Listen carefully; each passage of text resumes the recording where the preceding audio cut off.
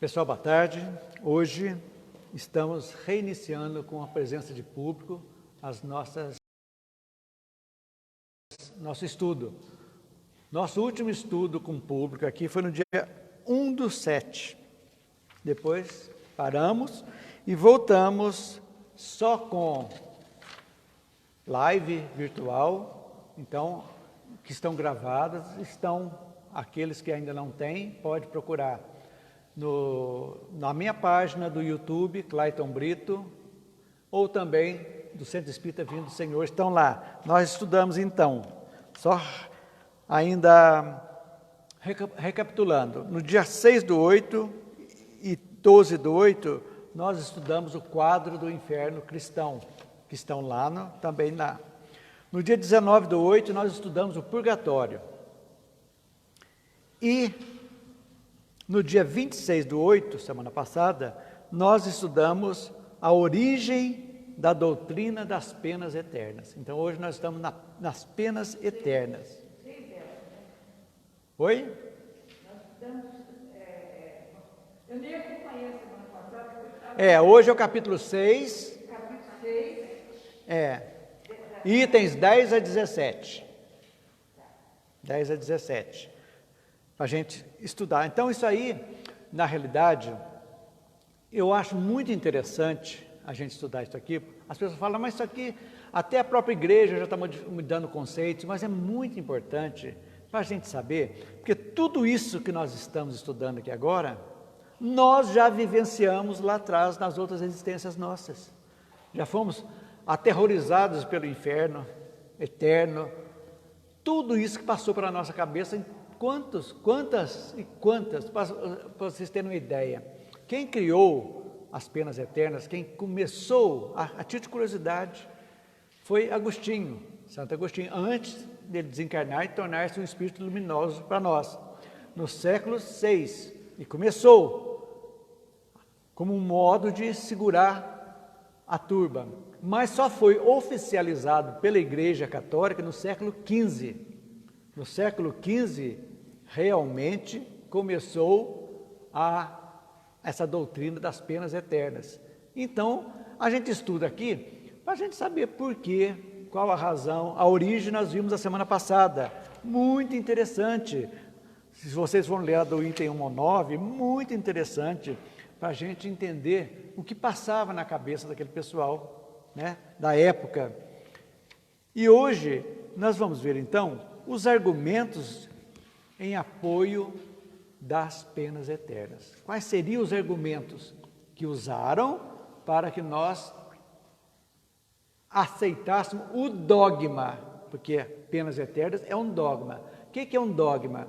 É uma verdade dita irrefutável. Então, tem que crer ou não, tem que crer. Isso aí, naturalmente, é uma coisa. Então, o principal argumento que invoca é o seguinte, muito interessante. Uma ofensa, vocês vão ler aí no item 10, como que eles chegaram? Quer dizer, uma ofensa é mais grave quanto é cometida com alguém muito superior, que diz aqui, que a gravidade da ofensa é proporcional à qualidade do ofendido. Então, se Deus é o maior, então a pena tem que ser proporcional, tem que ser dura. Por quê? Se ofender alguém, é um peso. Se ofender o rei, por exemplo, é outro peso. Então, isso aí na época que eles foram colocando isso aí, vocês vão lá. Então, aquela que é cometida contra um soberano, sendo considerada como mais grave do que aquela que não concerne senão a um simples súdito, é punida mais severamente. Então, aí que foi criado. Então, como Deus era aquele Deus duro, vingativo, tudo, então ele era soberano, mandava em tudo no mundo. Então, a pena, se ofendeu a Deus, então você está condenado eternamente. Então, aí a gente vai começando a entender. Aí, Kardec usa esse texto aqui, e tem embaixo, vocês vão ver, refutação. O que é refutação? É um contra-argumento. Você vai argumentar algo em cima daquilo que é. Então, toda refutação é um raciocínio que teve o seu ponto de partida sobre o qual se apoie, ou seja, premissa. O que é premissa? É a base. Então, quando você vai contra-argumentar alguma coisa, você tem que ter uma base sólida para você contrapor aquela ideia. Então, aí que é a refutação. Então, tem que ter uma base. Então, vocês vão gostar tanto desses itens aqui, de 10 a 17, que na realidade nós vamos reafirmar, item por item aqui, os atributos de Deus, como forma de contra-argumentar aqueles que argumentam que a pena eterna, sofrimento eterno, é necessário. Então, aí que é interessante. Aí vem a primeira refutação, ou seja, a premissa. O que é a premissa? É uma base. Você pergunta praticamente e responde. Deus é único? É. É eterno? É. É imutável? É. É imaterial? Sim. É todo-poderoso? Sim. Soberanamente justo e bom? Infinito em todas as suas perfeições? Sim. Esses são os atributos de Deus que estão lá no início do livro dos Espíritos, que é os atributos da divindade. Então, se os atributos de Deus são infinitos, lógico, eles não estão sujeitos a mudanças, porque Ele é tudo. Aí vocês vão ver, muito interessante a gente pensar, vai e volta, tudo que acontece na nossa vida, você volta a Deus, justiça e bondade, que faz parte de um dos atributos. Aí vem. Então, a refutação é o seguinte, é impossível, quer dizer, é o contra-argumento dessa aí, que é, as penas são aplicadas de acordo com a qualidade do ofendido. Então, Deus, como qualidade máxima, a pena tinha que ser máxima também. Então, qual seria a refutação? Que depois, no item 10, vocês vão acompanhar aí. Aqui está um resumo meu, aí é mais completo. É impossível conceber Deus de outra maneira, visto como sem a infinita perfeição, é óbvio, perfeição divina. Poder-se-ia conceber outro ser que lhe fosse superior, e não é o caso.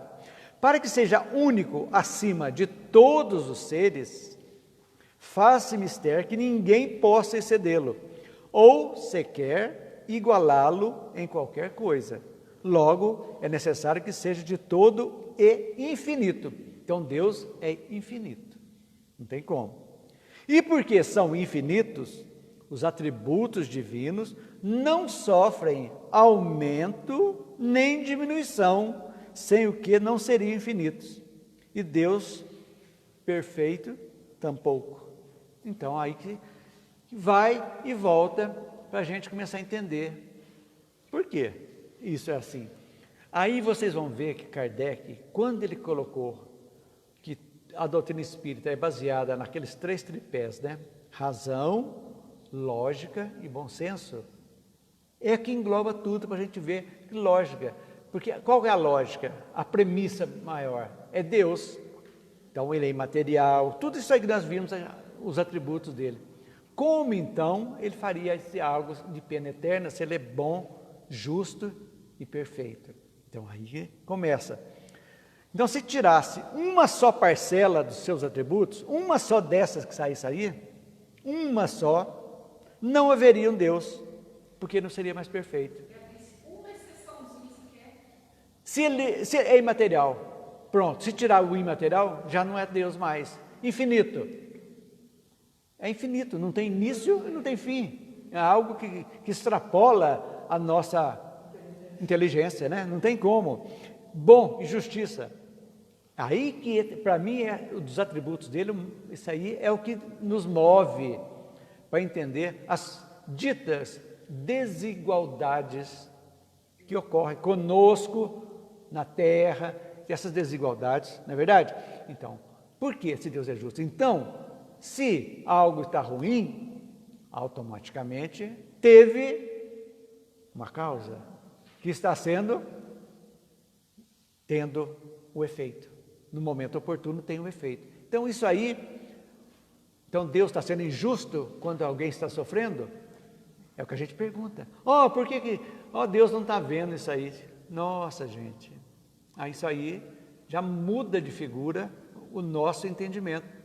E esse entendimento é o que a gente procura levar, porque hoje é muito interessante a gente entender que dentro do sermão profético, lá fala que o mundo vai modificar o dia que todo o mundo conhecer o Evangelho e vivenciar o Evangelho.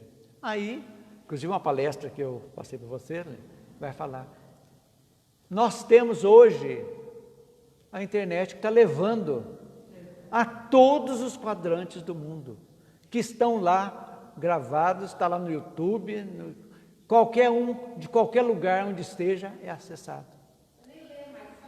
Exatamente. Então, já está disseminando isso aí. Então, para a gente entender as necessidades, usufruir bem da tecnologia, né? Então, vamos lá. O infinito de uma qualidade exclui a possibilidade da existência de outra qualidade contrária que pudesse diminuí-la ou anulá-la. Óbvio.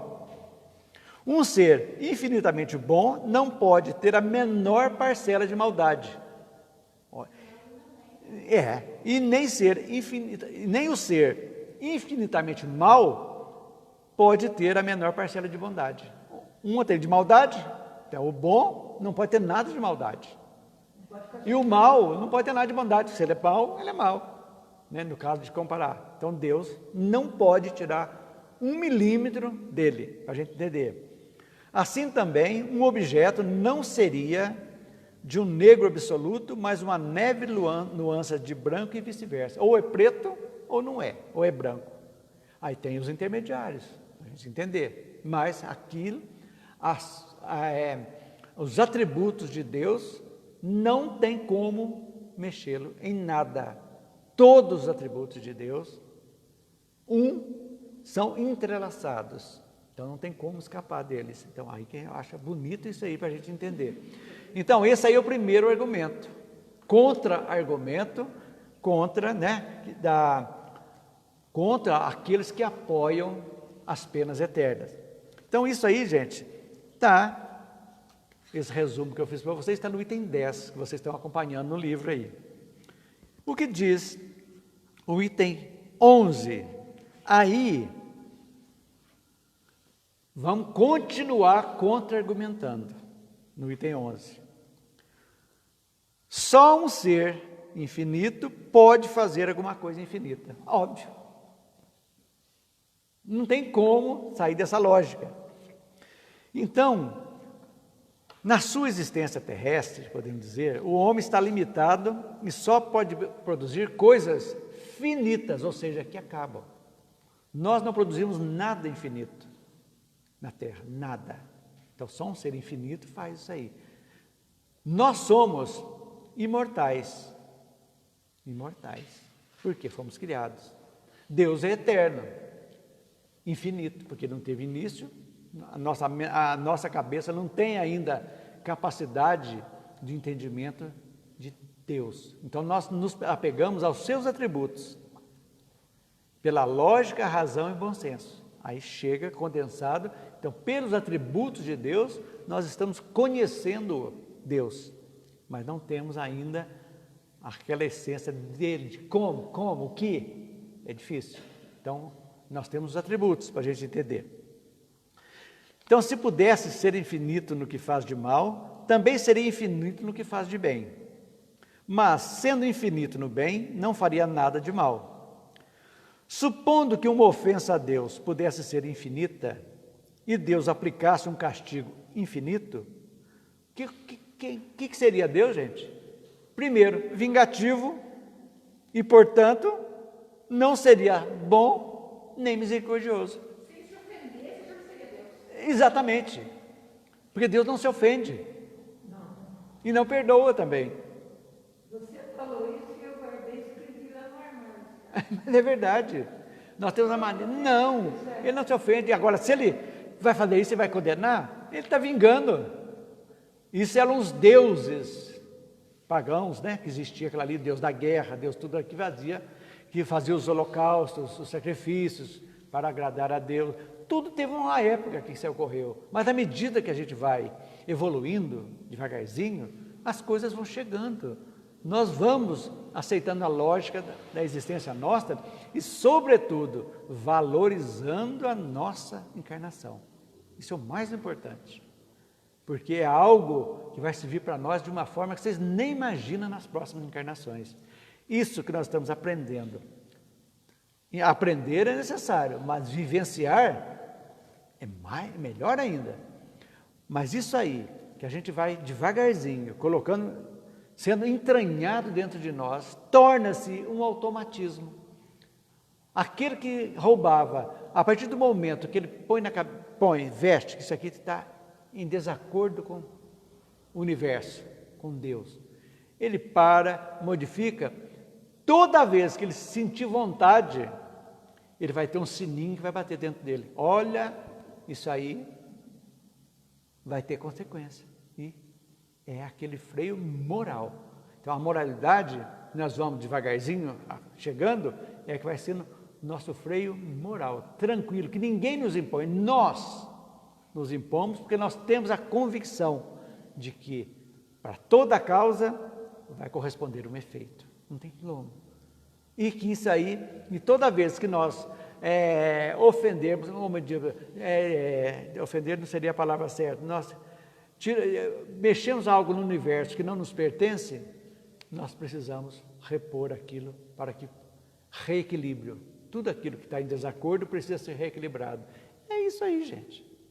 E nesses tempos que estamos vivendo, de mudança, a transição não é planetária. A transição é da humanidade do planeta Terra, porque o planeta Terra vai continuar aqui. Quem vai transformar somos nós. E agora, realmente, é o momento da gente entender isso para compreender tudo o que está passando. Veja bem, se nós sairmos desta... Um exemplo muito claro. 100 anos atrás, teve uma pandemia gripe espanhola, que foi muito proporcional a essa. Para cada um morto pela Covid, na gripe espanhola eram 8.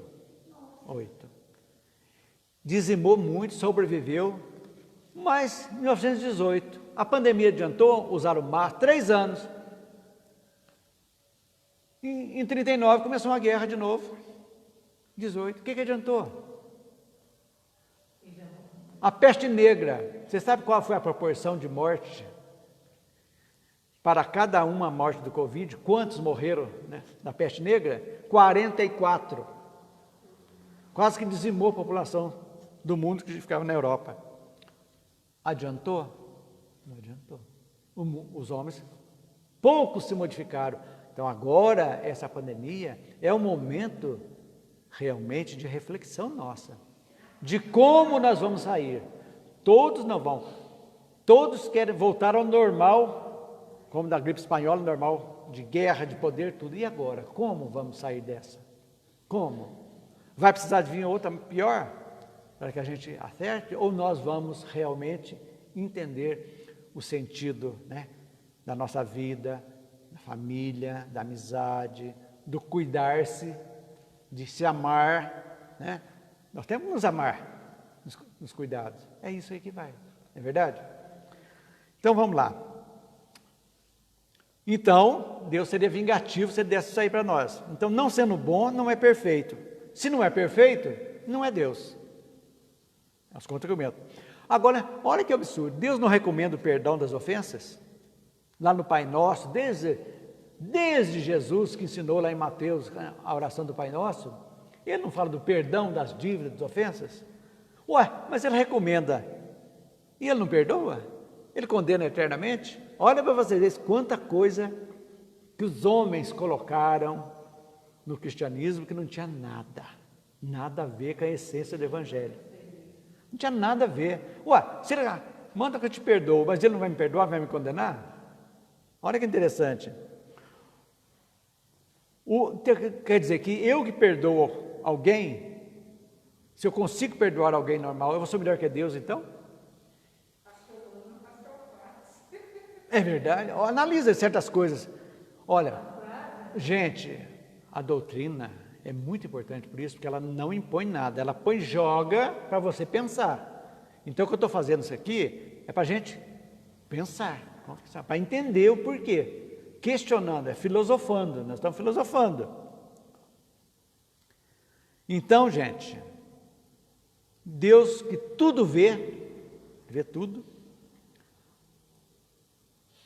fique insensível aos apelos daqueles que estão condenados lá no inferno. Ele é insensível. E aí?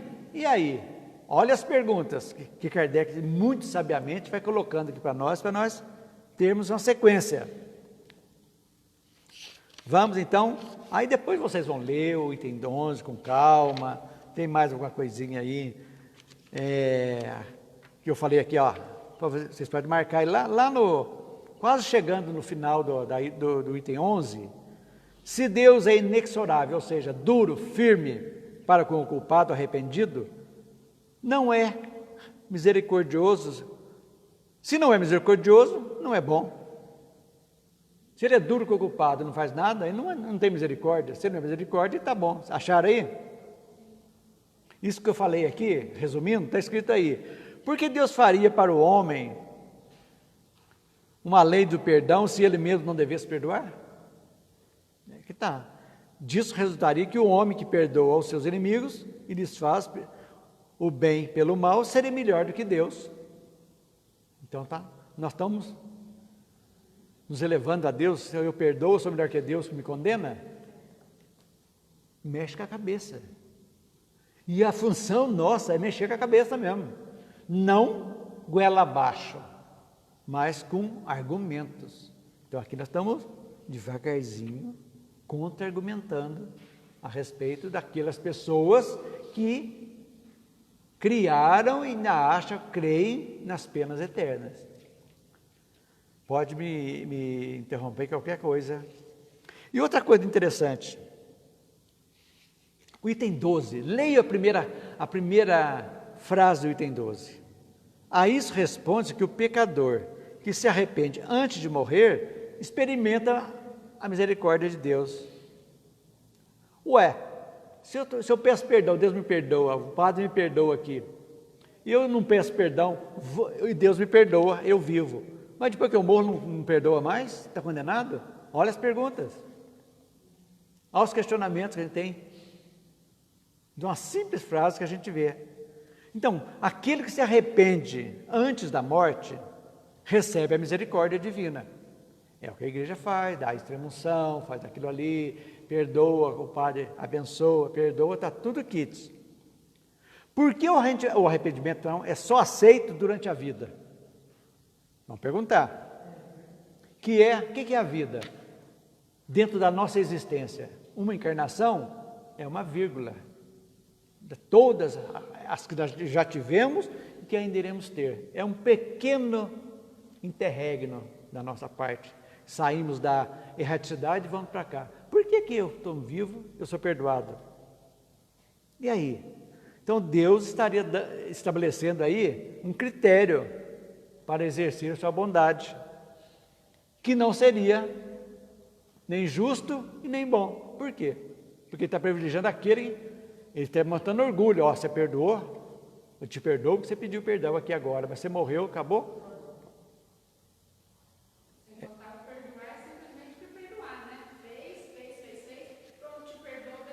Então, mas é como Deus não perdoa, aqui nós já vamos estudando, isso aqui nós estamos falando os conceitos católicos que começaram desde o começo do cristianismo lá, que foram agregando tudo. Porque hoje nós sabemos que Deus não perdoa, né, que falei há pouco, né, e nem condena ninguém.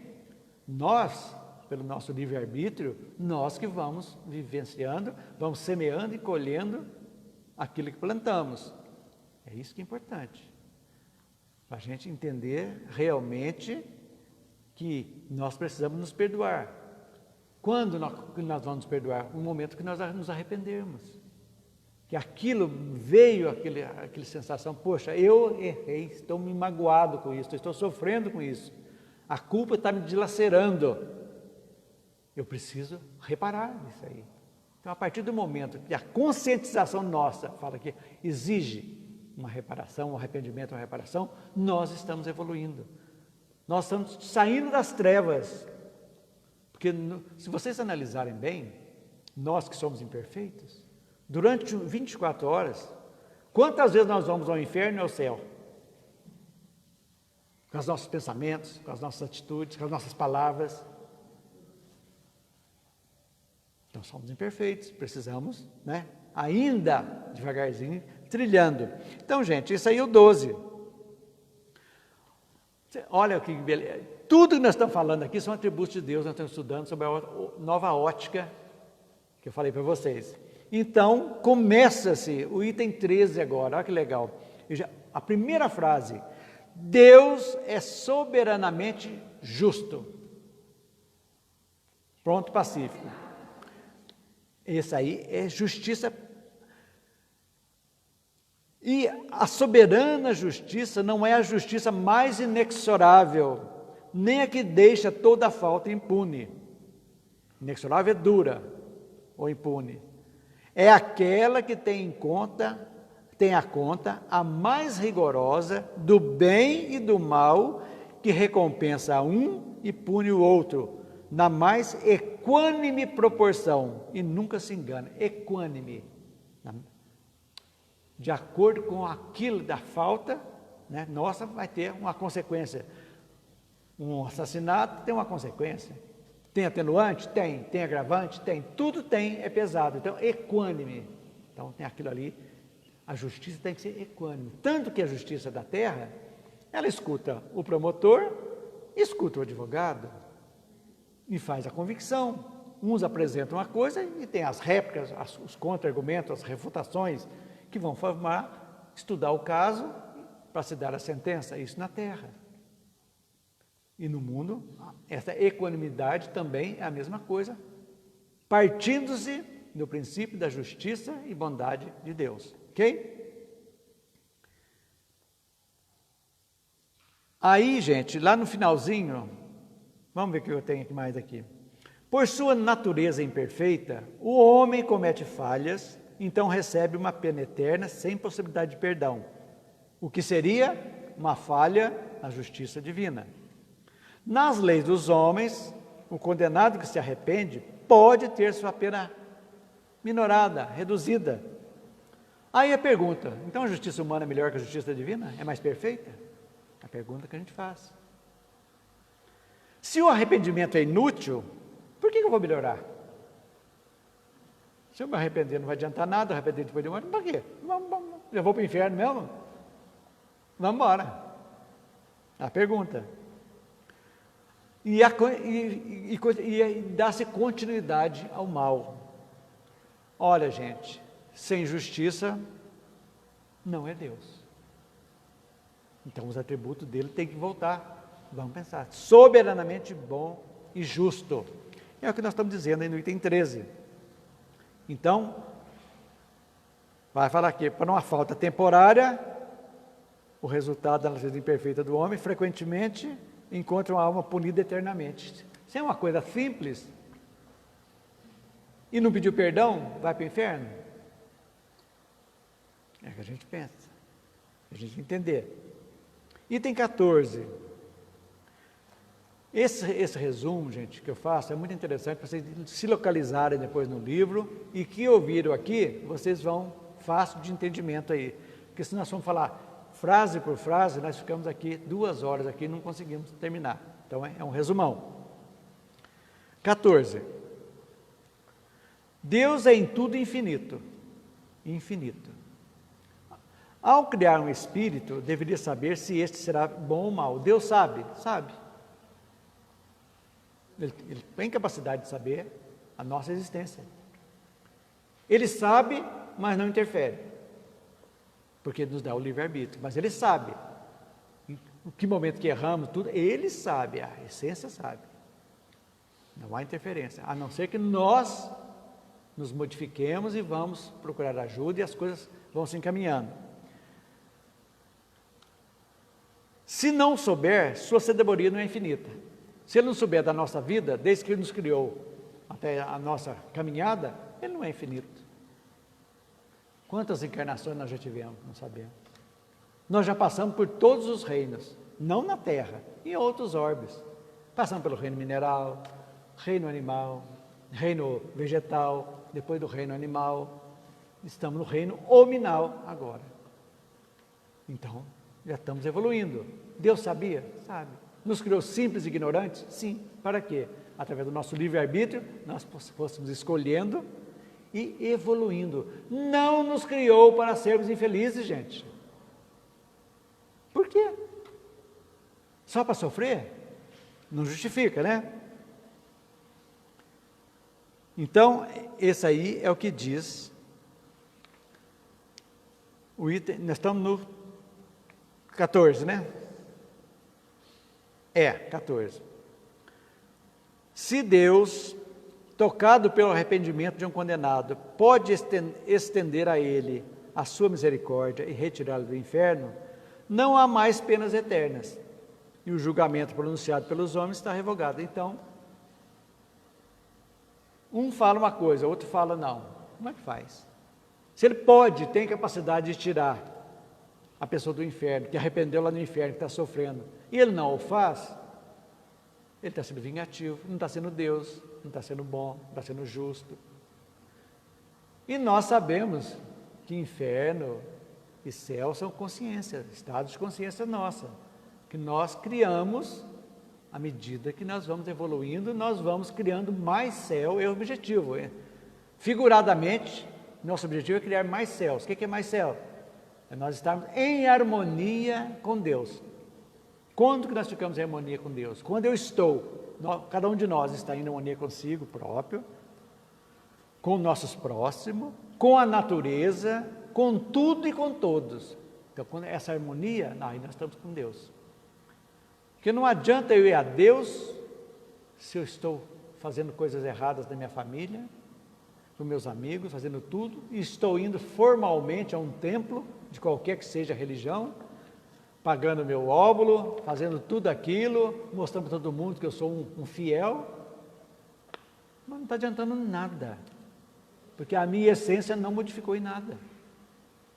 É isso que a gente tem que pensar.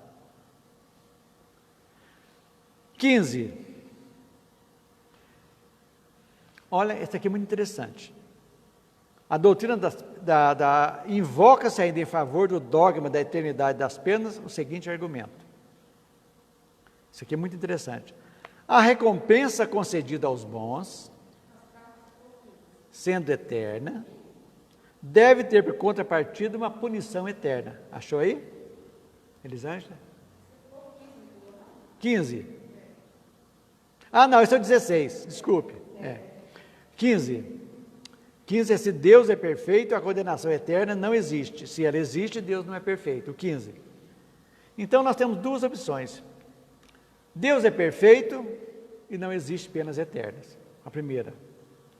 A segunda opção, se existe penas eternas, Deus não é perfeito. É óbvio.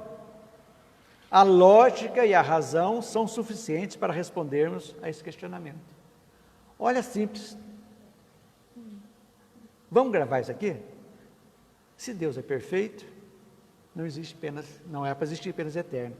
Se existem penas eternas, então Deus não é perfeito.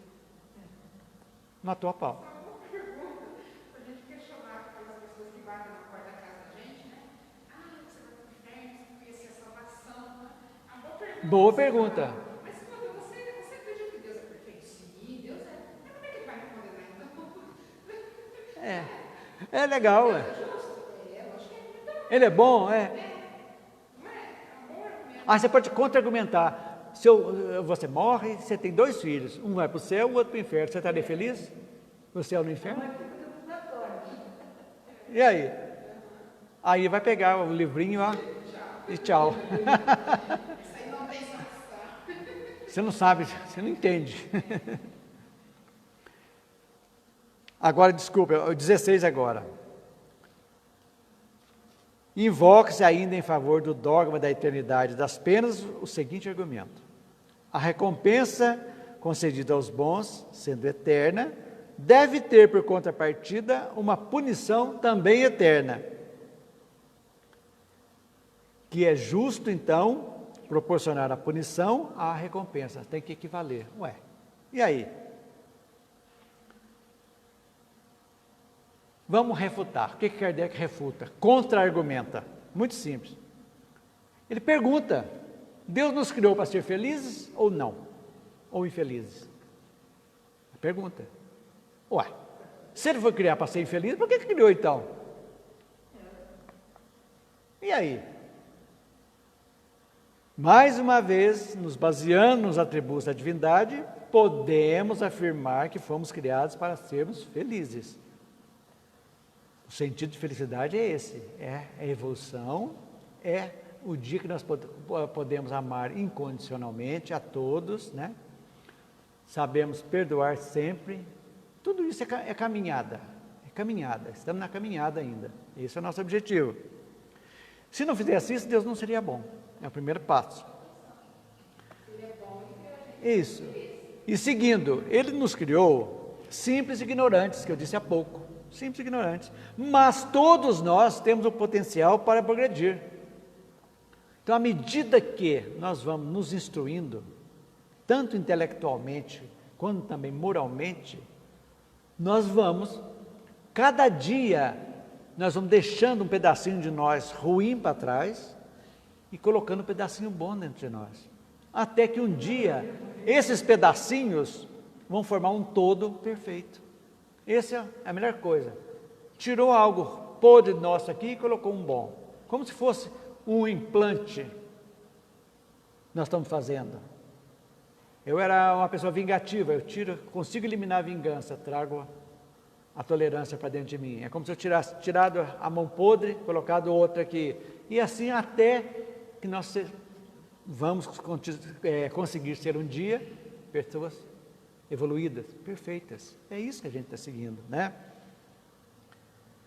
Então, quando nós falhamos, então, na caminhada evolutiva, nós temos a oportunidade de reparar nossos erros. Isso é a doutrina chegando. Como? Voltando numa outra existência, num outro corpo, num novo gênero sexual, às vezes, para nos acertarmos. Nunca seremos condenados. E muitas coisas nós conseguimos melhorar aqui e agora, enquanto estamos aqui juntos na caminhada. Quantas pessoas estão se abrindo? Aí volta a pandemia. Quantas pessoas se reencontraram no lar, na família? Estão conhecendo agora seus filhos, que estavam tudo desgarrados, jogados, que agora que teve esse convívio forçado, entre aspas. Quantas coisas? Muitos se desagregaram, sim, mas só separou aquilo que já estava separado. Mas muitos se reencontraram. Muitos agora estão valorizando muito mais a vida. Aqueles que perderam familiares, amigos como nós, que perdemos aqui no centro, que sobreviveram. Então, vocês já viram aquela história da experiência de quase morte? Todas as pessoas que passaram por isso voltam com um novo objetivo de vida. Muda tudo. Porque se reencontram, viram a necessidade da mudança. Então, a dor, quando bate a nossa porta, é com esse objetivo, a gente nos modificarmos. Mas não imposto goela abaixo, não adianta. Agora, a pandemia, vão voltar tudo ao normal? Muitos irão voltar até pior. Mas muitos também não vão ter outras ideias, vão ter mais comedidos, vão ser mais prudentes, vão cuidar mais da saúde, vão cuidar mais da família. Assim, se 1/3 da população que sofreu a pandemia conseguir acordar um pouquinho, está de bom tamanho, muito bom tamanho. Porque aqueles que não tiveram a oportunidade de pela dor, se modificarem, se pelo amor não conseguiram e nem pela dor, o que vai acontecer? Beijinho, beijinho, tchau, tchau. Não vai ficar mais na terra. É da lei. Assim a gente vai seguindo. O que mais que eu tenho aqui? A felicidade é a meta almejada e a conseguiremos por mérito próprio. Cada um, meritocracia. Eu, você. Cada um cuida da sua vida, dos seus méritos. A cruz, o ônus e o bônus é de cada um de nós. Ninguém carrega o nosso bônus e nem nosso ônus, e nós não carregamos de ninguém. Podemos ajudar amparar, mas preciso que cada um cumpra o seu dever. Isso é muito importante. Se não tivéssemos chance de resgatar os erros cometidos, Deus teria falhado em não nos criar mais fortes para podermos enfrentar nossas más inclinações. Será que Deus falhou? Não. Fomos simples, devagarzinho. Onde está a lei de Deus? Dentro de nós. Vamos despertar. O despertar da consciência. Por que o psicopata mata e não sente nada? Porque a consciência dela está embutecida. Talvez vinha do mundo primitivo, que matar lá, veio para ver se aprende alguma coisa aqui. Então, é muito difícil um psicopata sair dessa encarnação recuperado. Ele vai ter que voltar em situações mais agravantes, porque ele mata e não sente nada. E o psicopata não ama ninguém. Ele não consegue externar amor por ninguém. É um ser que precisa ainda embutecido, que chega na convivência para ver que se melhora. É aí que vai devagarzinho, então. A hora que nós despertamos a consciência, aí sim estamos evoluindo. E graças a Deus, nós, principalmente nós espíritas, já temos isso aí. Nós já temos a convicção que a lei de Deus está dentro de nós. Que independe de você ir. Eu tenho que ir no centro, senão eu não estou centro, eu não vou ser salvo. De jeito nenhum. Doutrina espírita não é uma doutrina, não é uma religião formal. É uma doutrina de transformação moral. Isso é importante para a gente entender, não é verdade? O que mais? As dificuldades temporárias nos são postas, todos nós temos dificuldades, para nos chamar de volta ao caminho do bem. Então, quando você cai, tropeça, vem a dor, para que serve a dor? Acorda! Agora, o que a gente tem que lutar é para não esperar a dor. Modificar antes que ela chegue, porque a dor é um santo remédio também. Mas podemos evoluir sem a dor? Sim, com certeza, com certeza. É difícil, mas conseguimos. Pela infinita misericórdia divina, uma alma arrependida pode regenerar-se e buscar a felicidade, óbvio. Então, seria justo negar a essas almas essa oportunidade, esse direito? Não seria. Uma vez que a justiça dos homens, reconhece o direito à regeneração. O preso está lá para se recuperar, nem sempre, mas a função da pena é a recuperação, a regeneração daquele que praticou o mal, o crime. Esse é o sentido da pena. É assim que a gente vai entender realmente tudo isso aí que vocês vão ler, esse resuminho. Lá no último parágrafo do item 16. Sendo o bem o objetivo final da criação, a felicidade, que dele é o prêmio, deve ser eterna. O castigo, que é o meio de atingi-lo, deve ser temporário. Aí já começou a mudar. A mais vulgar noção de justiça, mesmo entre os homens, diz que não se pode castigar perpetuamente aquele que tem o desejo e a vontade de fazer o bem. Ponto pacífico. Vamos agora ao último argumento, então. Esse aqui é para fechar. O último argumento em favor das penas eternas. Dizia lá, o temor de um castigo eterno é um freio. Se fosse tirado, o homem, não temendo nada mais, entregar-se-ia a todos os desregramentos. Mas esse freio precisou lá na época de Moisés, que foi o freio dos 10 mandamentos.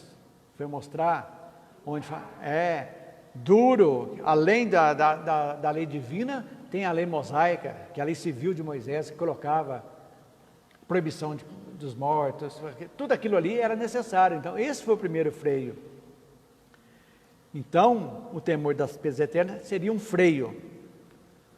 Se tirasse isso aí, o homem ia, como dizia minha avó, desbandeirar. Mas, vamos ver o que diz. Esse raciocínio teria sentido se, ao retirar-se a eternidade das penas, também fosse retirado todo e qualquer tipo de punição. aí sim, mas a punição existe, né? Não eterna. Aí seria o caos total, que desde Moisés para cá já não existe mais. Isso aqui foi no século VI que a gente viu a imposição dessas penas eternas, né? Como disse no início, que foi no século XV oficializado pela Igreja Católica. O que pode frear um ato de maldade não é o tamanho do castigo, mas sim a certeza da sua aplicação. Seguindo esse raciocínio, não teríamos crimes em países que adotam a pena de morte aos infratores. Acabaram os crimes? A pena de morte? Continua do mesmo jeito. E não temos direito. Isso aí é uma coisa, não bate. Como já foi dito, realmente essa doutrina teve a sua razão de ser em determinada época. Lá que eu disse há pouco, lá no início da barbárie. Não adiantou muito. Demorou 1.500 anos, chegou Jesus e teve que mostrar, gente, não é para você mudar mais. Tem que tirar o olho por olho, dente por dente, vamos ver. Tão duras, exatamente, é complicado. Hoje não é mais capaz de reprimir as más ações. Como poderá ser útil para impedir os descrentes e os refratários? Não adianta. Então, gente, as penas eternas, teve essa história. Semana que vem, aí o gostoso vai ficar nas 2 próximas semanas. Agora nós refutamos agora. Semana que vem, no estudo 25, nós vamos estudar sobre a impossibilidade material das penas eternas. Já vai começar a jogar no chão. E na próxima semana, nós vamos estudar a história das penas eternas que fez na época, que falamos há pouco, que nós vamos aprofundar, inclusive vendo na Bíblia, Ezequiel falando contra isso aqui, nós vamos ver isso aqui, muito interessante. Agora, vamos fazer um resuminho, para vocês não esquecerem o que nós estudamos aqui hoje. A primeira pergunta já está lá. Qual o argumento que o Espiritismo lança a mão para refutar a doutrina das penas eternas? Por quê? O que nós temos a falar? Quais os argumentos do Espiritismo? Então vamos ver lá. O argumento diz respeito aos atributos de Deus, nós estudamos aqui. É a única coisa que mata realmente o conceito das penas eternas, são os atributos de Deus.